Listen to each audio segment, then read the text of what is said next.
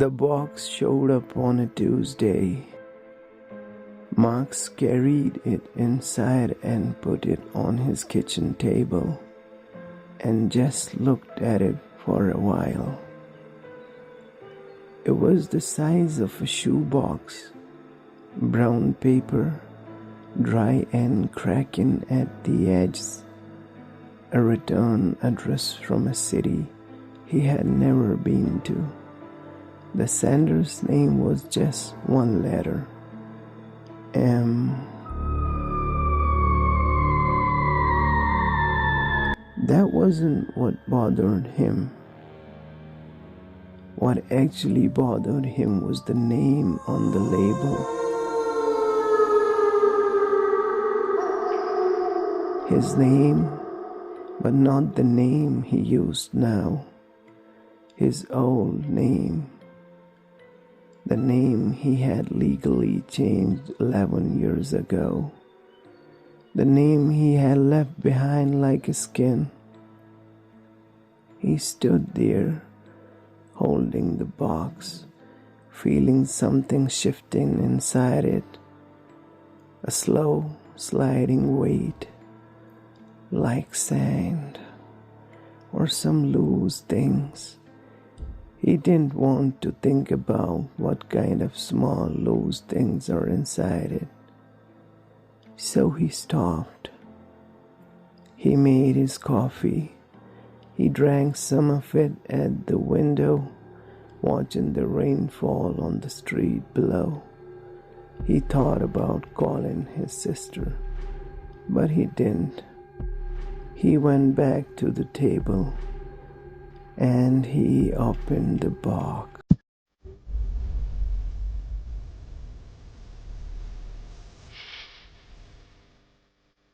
Inside the box, there were two things: a small black leather journal and a USB drive. The journal's cover had no title. The leather was worn smooth, the way things get worn when hands have touched them for years. He opened to the first page. A list, numbered entries, small, neat handwriting in blue ink. Each entry described a moment, a habit, a private thing. He flipped through casually at first, the way you read a stranger's diary on a train, curious, a little bored, a little guilty. Then he got to page 3, entry 47. He read it once. Then he put the journal down on the table and stared at the wall. On the journal, page 3, there was entry 47, which read like this: he takes off his left shoe before his right, every time, without fail. It started when he was 6 years old. He stepped in a puddle walking to school, his right shoe filled with water. So he decided, without really deciding, that the left shoe should always go first, like an offering, like a warning. He has never told anyone this. He doesn't even remember making the choice, but he still does it every single day. Max looked down at his feet. He was in his socks. He tried to remember which shoe he had taken off when he got home. He knew. He had always known. Without knowing, he knew. Left shoe first, every day since he was 6 years old. He stepped in a puddle on the way to the school. His hands were shaking a little, when he picked the journal back up and turned to the entry 1.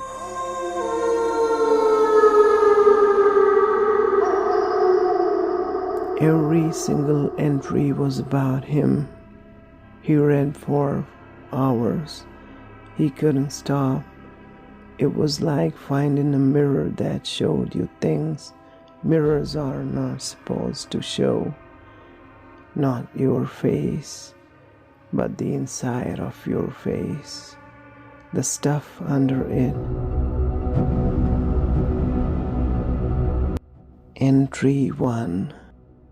The way he holds a pen, too high up, middle finger pressing hard, leaving a callus on his hand that had been there since he was a kid. Entry 2. The scar on his left palm, a small crescent. It came from a broken coffee mug when he was 31, not from a bicycle accident, the way he told people. Entry 3. He always checks the stove twice before leaving the apartment, even though he barely cooks. None of it was vague. None of it was the kind of thing that could apply to anyone. It was him, specific, sharp, like someone had been standing inside his life taking notes. He made it to the entry 106 before he had to stop.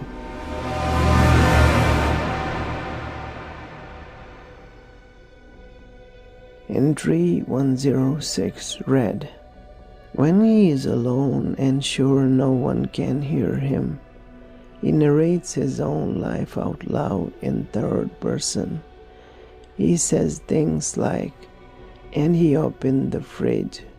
The man crossed the room. He has done this since he was 14. It makes him feel less alone.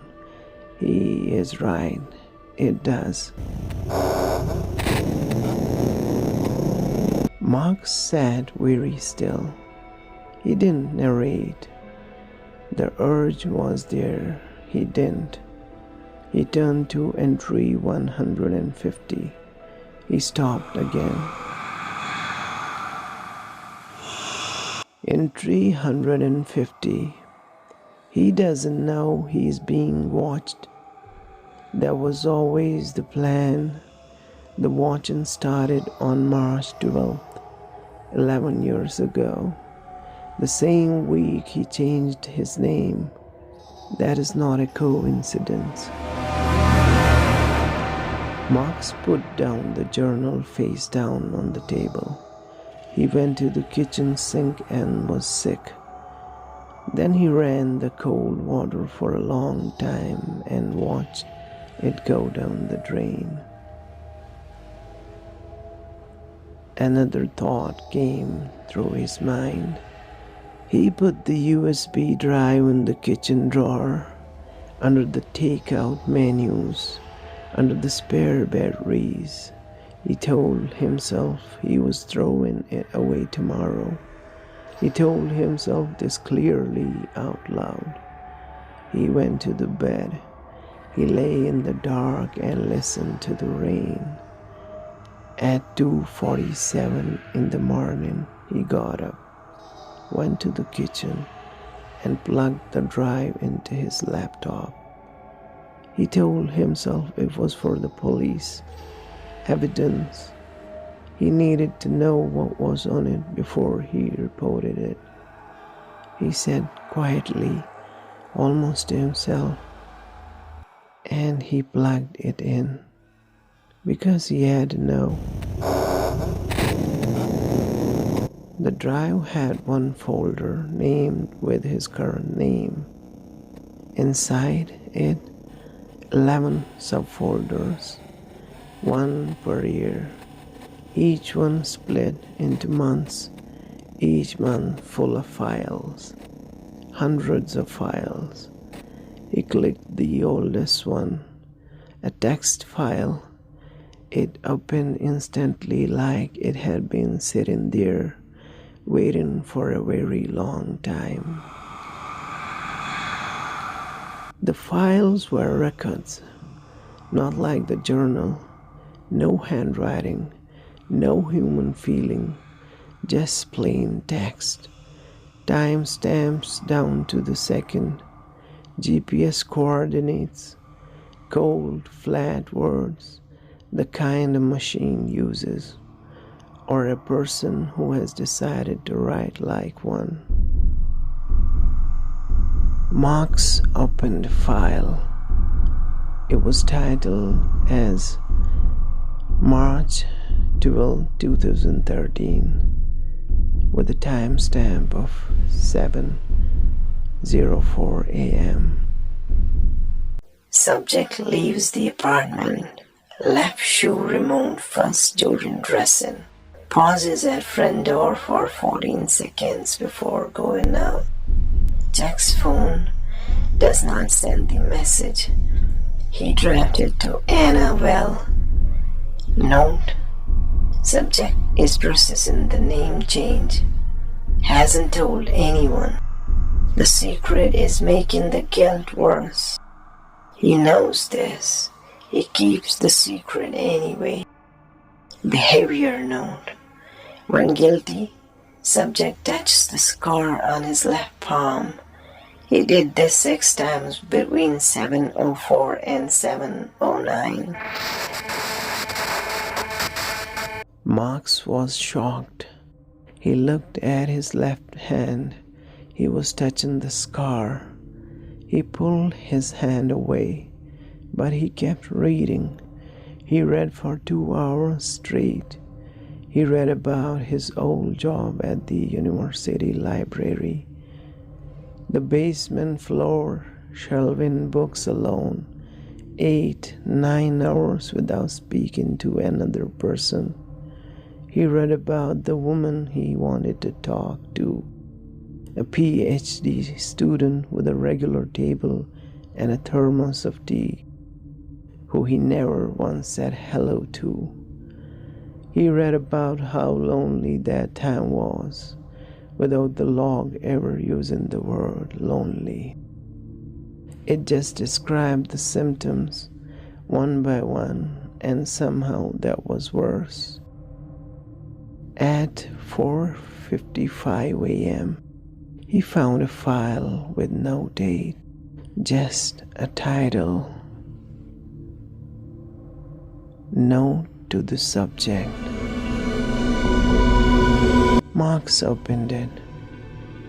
The note read, "Hello, Marx. If you are reading this, you found the drive, which means you found the journal, which means you opened the box, which means everything happened the way it was supposed to. I want to be honest with you. I know that sounds strange given everything, but you deserve honesty. My name doesn't matter. What matters is this. I was hired to watch you. I won't say by who. I won't say why, because the reason I was given was not the real reason, and I only figured out the real reason much later. Too late to undo what I have already done. The contract ended 4 years ago. I stopped getting paid. I didn't stop watching. I kept going because I had spent 7 years learning you. After 7 years, you were the person I knew best in the world, better than my own family. I knew your patterns, your fears, the ones you admit and the ones you buried. I knew the sound of you when you were actually happy, which doesn't happen often. I knew what it sounds like when you are pretending to be fine. I know you talk to yourself in third person when you are alone. I know you were in love once with someone who loved you back, and you ended it because you couldn't believe it. But it was real. I know you haven't forgiven yourself for that. know you are scared right now. Of course you are. I am writing this because I need to stop, and I can't stop until you know what you became to me. Not a subject, not a case file, something closer to a reason. I'm leaving the country. By the time you read this, I'll already be gone. I'm sorry. This is goodbye. But there is one more thing you need to know. I'm not the only one who has been watching you. There is a folder on this drive called External.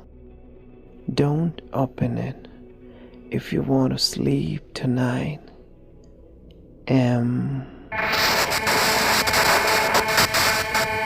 Marcus sat with his hands in his lap.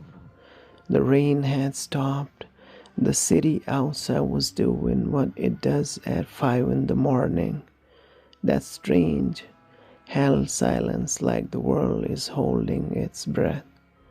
He thought about a woman who had watched him for 7 years, who knew him better than anyone he had ever let close, who had kept watching even after she didn't have to, who had called him a reason.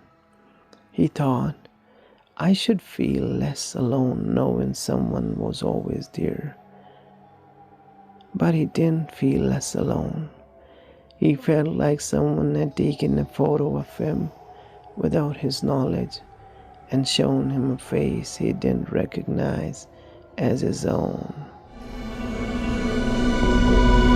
He thought about the external folder. He thought some things, once you know them, you can't unknow. Some doors don't close. Some words, once you learn them, change what everything else means. He thought all of this. Then he opened the external folder. Because that's what he did. That had always been what he did. He opened things. Inside the external folder, there were 3 files. The first was a photo. A man standing on the sidewalk in front of Mark's building.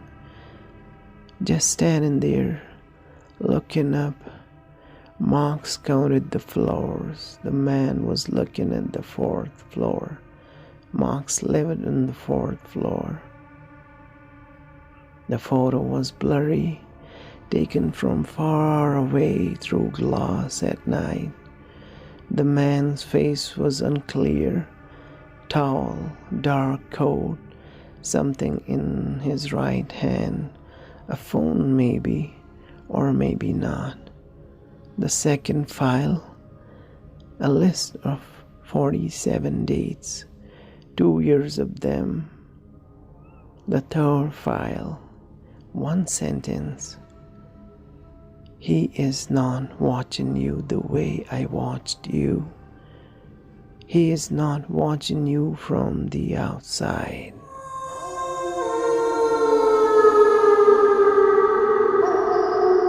Marx read it 4 times. He understood it the first time, but read it 3 more because he was hoping it would mean something different. But it didn't.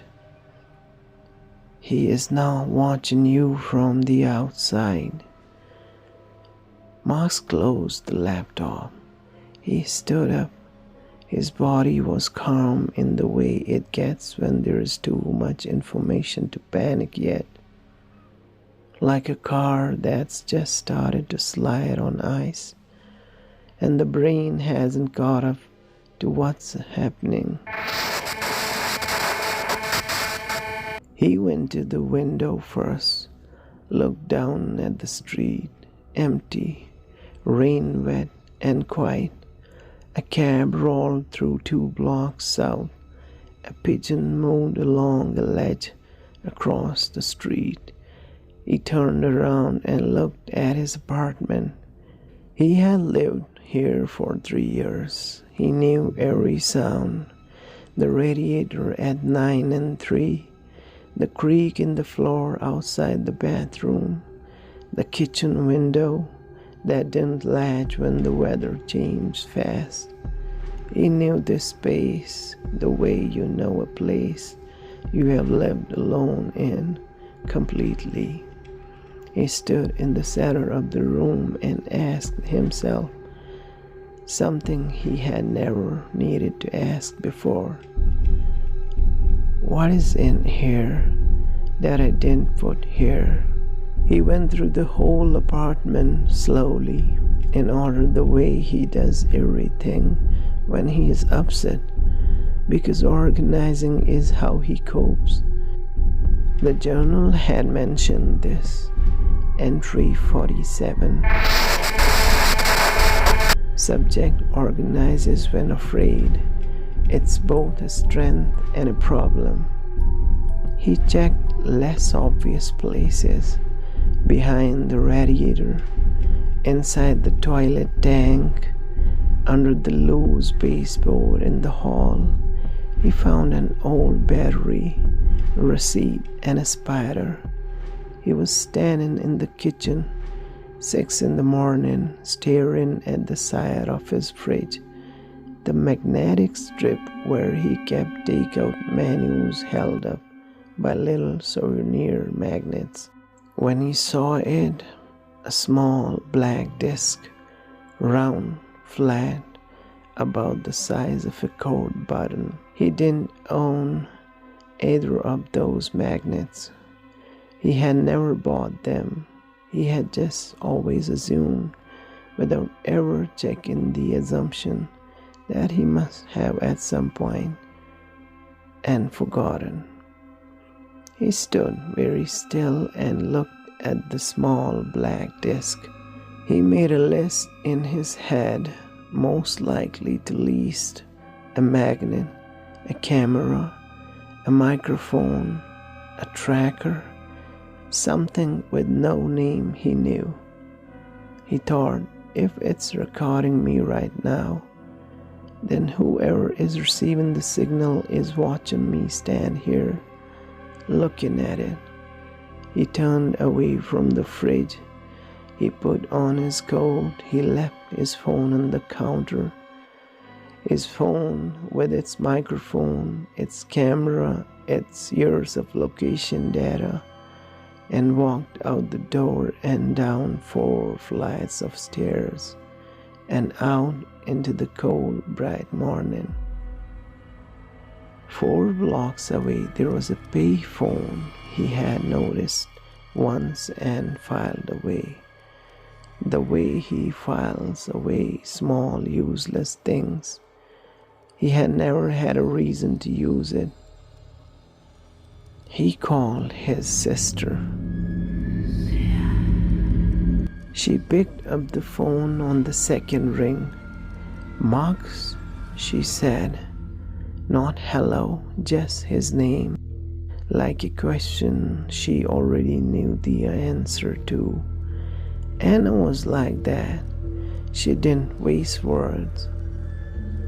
Max said, "I need to ask you something." Answer it straight, not trying to make me feel better. She said, "Okay." "Has anyone ever asked you about me? My private habits, the small stuff, the shoe thing, the way I talk to myself?" A pause, then carefully, "Why are you calling me from a payphone at 6 in the morning?" Max said, "How do you know it's a payphone?" She said, "There is an echo, and you are not on your cell." Max pressed his forehead against the cold plastic. "Someone has been watching me for 11 years, Anna. I found records, everything, every small, weird thing about me, written down, and there might be something else, something closer, just watching me from the street." Are you safe right now? Marx replied, I'm outside.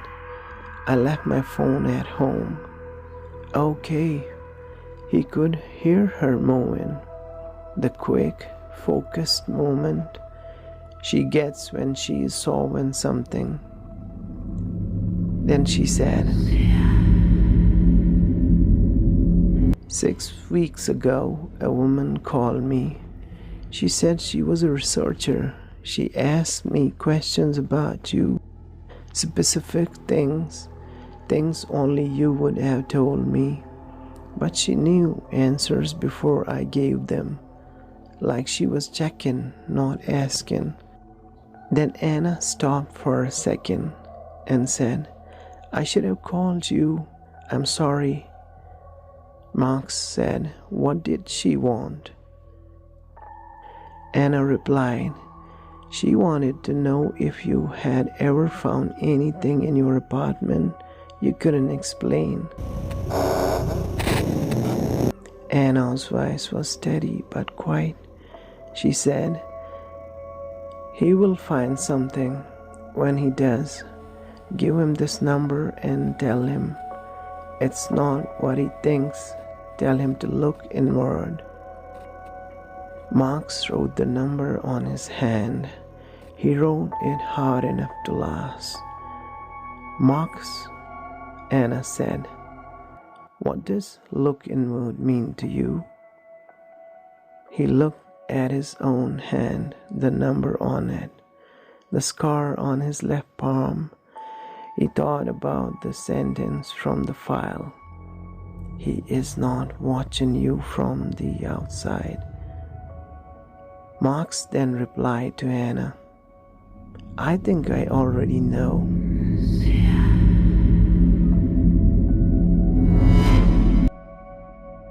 Marx called the phone number from the payphone. It rang 11 times. On the 11th ring, someone picked up.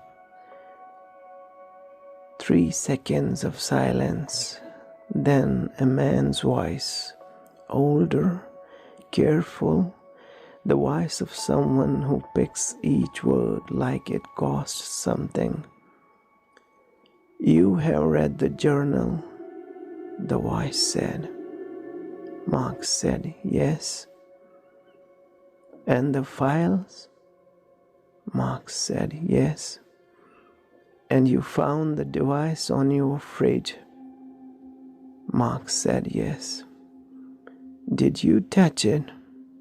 Marx replied, no. A breath, relief, maybe almost. Good. That was the right call. Now listen carefully, because what I'm going to say will sound insane. Don't dismiss it before I finish. Marx said, tell me. The man said, the device on your fridge is not a camera, not a microphone, not a tracker. It's a receiver. It picks up signals, a specific kind, the kind generated by certain activity in the human brain, under the right conditions, with the right technology. That activity can be read. Marx was quiet, listening carefully. Not thoughts, the voice said, like this distinction mattered enormously. Patterns, there's a difference. Thoughts are specific. Patterns are deeper. They are structural. Your patterns are unique as a fingerprint, more unique, and they can, with enough data, be fully mapped. The inventory? Marx said. The voice said, yes. Marx asked, who has been doing this? Who is Mr. M? Long silence. The voice replies, M is not a person, it's a system. The initial stands for the name its creators gave it. What name? Mirror. The voice said. They called it mirror. The voice explained it simply. Mark stood at the payphone while the morning built around him. Joggers, a delivery truck, a woman walking a dog, and he listened. Mirror was a system built before Marx was born, updated ever since, never made public. Its purpose to completely map a person's inner life by watching only their outer life. The theory was that everything inside a person leaves marks on the outside. Every fear, every habit, every old buried thing. The marks are tiny. You need years of watching to gather enough of them. But once you have enough, they stop being separate clues and start being a complete picture. It didn't need to read your mind. It only needed to read everything else. Marx asked, why me out of everyone? The voice says, you were selected as a part of a group, 12 subjects. How many of you will know about this? The voice replies, you were the first. Marx asks, why me? Why me first? The voice says, because mirror flagged you. Flagged me? For what? After a long pause, the voice said, 3 weeks ago, Mirror made a prediction about you. It predicted you would figure it out on your own without being told within 30 days, that you would realize you were being watched. The system gave it a 97% probability. So you sent the box instead of waiting? Marx asked. The voice replied, yes. Because Mirror made a second prediction about what you would do once you figure it out. It said you would go looking for the source, the physical location, the hardware. And it said you would find it. The voice gave him an address. He wrote it on his other hand. He walked 40 minutes through the early morning city, hands in his pockets, numbers on both palms. He felt strangely calm, not because he wasn't scared, he was, but because the fear had a shape now. It had edges. The worst kind of fear is the kind with no shape, nothing to look at, nothing to push back against. This fear at least had an address. The building was in a part of the city he had passed through but never stopped in. Half warehouse, half becoming something else. Scaffolding on two sides. A gallery not open yet, a coffee shop not open yet. The building at this address had no sign. A gray metal door, a keypad. He stood in front of the keypad for a moment. Then he typed 6 numbers, the date of his 6th birthday, the day of the puddle, The day he had decided without deciding that the left shoe goes first. He didn't think about why he typed those numbers. He just typed them. The door opened. He walked one flight of stairs. At the bottom, a plain room, low ceiling, humming servers, fluorescent light, a desk, a monitor. That was all. No wall of screens, no operators, just a quiet room full of machines that had been running steadily for 11 years. The monitor was on, one window open, a text document. He sat down and read it. The document was all 12 inventories, not just his, all of them. 212 entries each for 12 different people. 2,544 entries total, all linked together, cross-referenced, building something much larger than 12 separate portraits. A single enormous map of a specific kind of a person. He scrolled to the very bottom. Below the lost entry was a button labeled Conclusion. He clicked it. The conclusion file read, "The 12 subjects were not chosen randomly. That was a lie built into the system from the start. We are correcting it now because the project has reached its final stage and the lie is no longer needed. The subjects were chosen because they share something.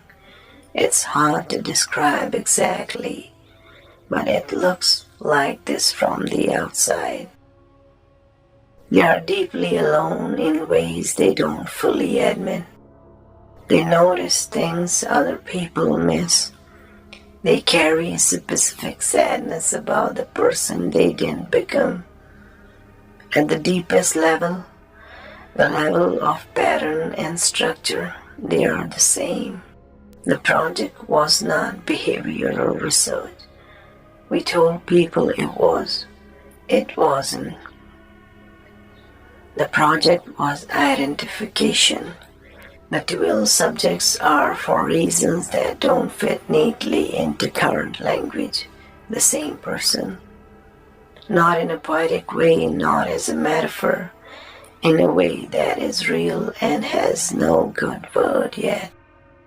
The shoe, the narrating, the scar, the guilt, the particular shape of the loneliness. These are not quirks. They are a signature. The same signature appearing in 12 different lives, like the same song played in 12 different keys. The inventory was never meant to describe you. It was meant to find you. You have been found. What happens next is not something the system decides. There's a folder on this machine labeled 11. It contains 11 names and 11 addresses. 11 people who haven't received their box yet. You know what it felt like to open yours. The question mirror cannot answer is whether you will send theirs. Mark sat in the humming room for a long time. The fluorescent light above him buzzed. He didn't move. He thought about the woman who wrote the journal, who watched him for several years and couldn't stop, who called him a reason. He thought about what it means to be someone's reason without knowing it, without agreeing to it, without ever being seen. He thought about 11 other people somewhere in the world right now, going about their Tuesdays, taking off their left shoe first, narrating their lives under their breath, touching a scar they have touched 10,000 times without knowing why. Living in that specific kind of alone where you don't know that what you are is a thing that exists somewhere else. He thought about the box arriving, the moment before he opened it, the shift in weight inside, the brown paper cracking at the corners, the moment after, still the same apartment, still the same rain, still the same him, but everything underneath shifted, and it could not shift back. He thought, I would want to know. Then he thought, but I would want to choose to know, not have it handed to me. He sat in the gap between those two thoughts for a long time. Then he opened the folder labeled 11. 11 names, 11 lives. He looked at them. He closed the folder. He opened it again. He kept looking until he stopped thinking and just noticed what his hands were doing. His left hand was resting on the desk. His right hand was touching a scar on his right palm. He stopped. He looked at his right hand. There was a scar there, a small crescent, same size, same shape, same location as the one on his left palm, the one from the broken coffee mug, the one he had always told people was from a bicycle accident. He had never noticed the one on his right hand. He had looked at his hands every day for 35 years and had never once seen it.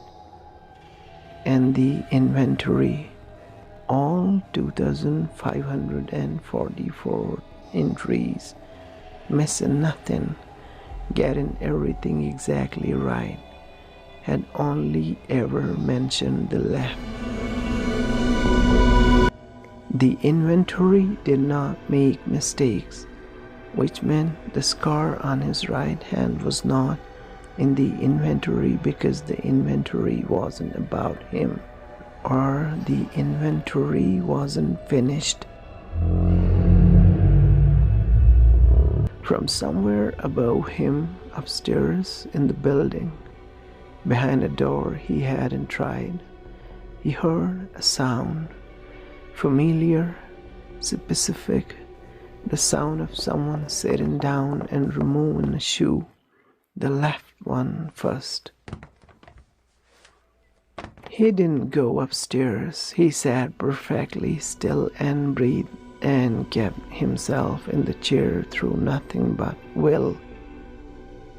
His whole body wanted to run, but he didn't run.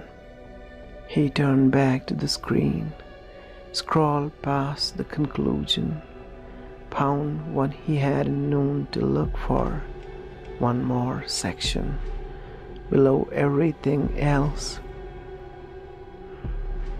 There was an entry by the title 2545. Subject in the lower room. He has read the conclusion. He's deciding. He's touching the scar on his left palm. Recurring behavior noted since 2013. He's touching the scar on his right palm. Behavior not recorded before. Not present in subjects 1 through 6 or 8 through 12. This is new.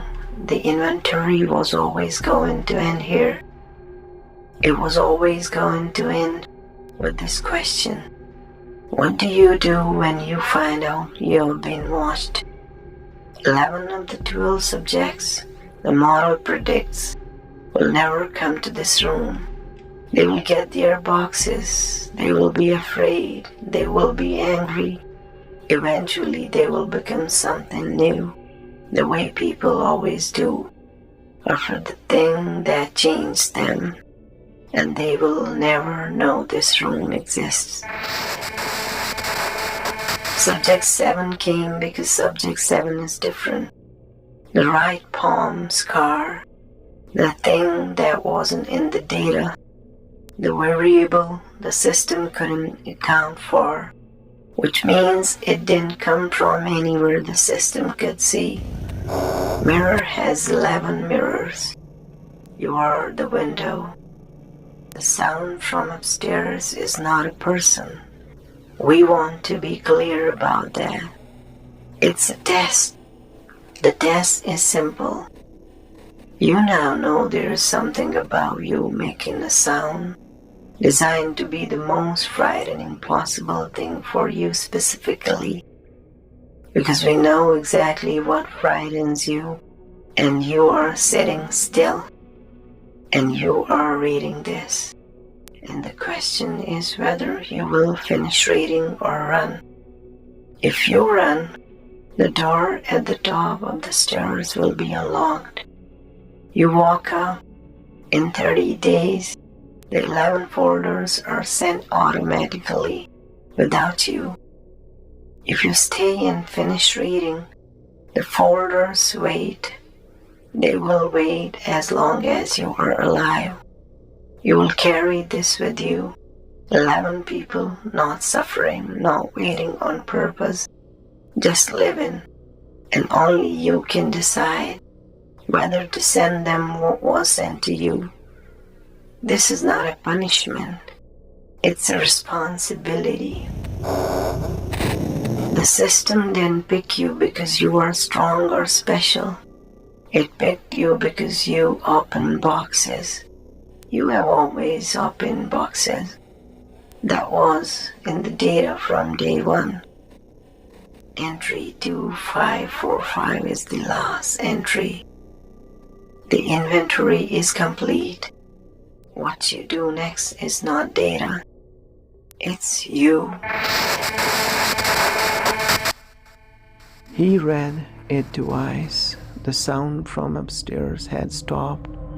He hadn't noticed when he had been reading, and when he's reading, the world gets small. He sat for one more moment in the hum and then quiet. Then he reached out and clicked into the empty field below entry 2545, the blank space where the cursor had been blinking, waiting, and he typed one word. He didn't plan it. His hands just did what they do when they are telling the truth. He typed, waiting. He got up. He climbed the stairs. The door at the top was unlocked. He walked out into the morning, cold, clear, bright after the rain, full of people who didn't know they were being watched, or who had made their peace with not knowing, which is maybe the same thing. He walked home. He went up to his apartment. He stood in the kitchen and looked at the small black disc on the side of the fridge for a moment. Then he made coffee. He drank it at the window. He watched the street. He didn't narrate for the first time in years. He didn't need to. He wasn't alone in his life anymore. He didn't know if that was better. He thought that maybe not knowing was the whole point. On the street below, a woman he had never seen stopped in front of his building. She looked up for just a second, 1 second in the cool morning light. He thought she was going to wave. She looked back down. She kept walking. As she went, he saw her pause and reach down to her foot. She shook a small stone from her shoe. her left shoe. She had taken off the left one first.